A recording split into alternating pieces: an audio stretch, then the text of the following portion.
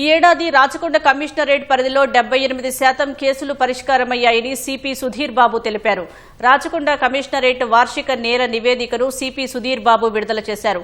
ఈ ఏడాది కమిషనరేట్ పరిధిలో మొత్తం 33,040 కేసులు నమోదైనట్లు తెలిపారు.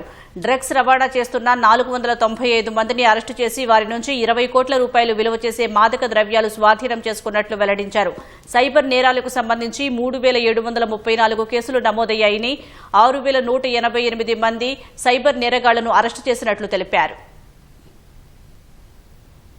26,852 కేసులు రిపోర్ట్ అయితే దాంట్లో 21,056 కేసులను మేము ఆల్రెడీ డిస్పోజ్ ఆఫ్ చేశాము. దాంట్లో 78% డిస్పోజల్ రేట్ మనం అచీవ్ చేయగలిగాం. మనం ఈ సంవత్సరం ఎన్బిడబ్ల్యూ ఫ్రీ కమిషనరేట్ గా రాచకొండను తీర్చిదిద్దాం.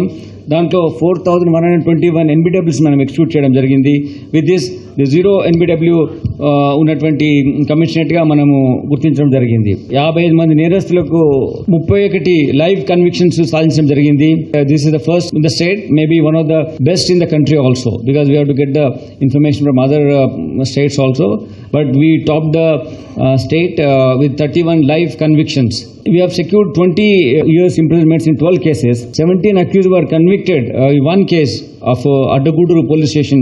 3,734 cases cyber crime related cases కూడా ఉన్నాయి మనం రిపోర్ట్ అయిన మొత్తం కేసెస్ లో.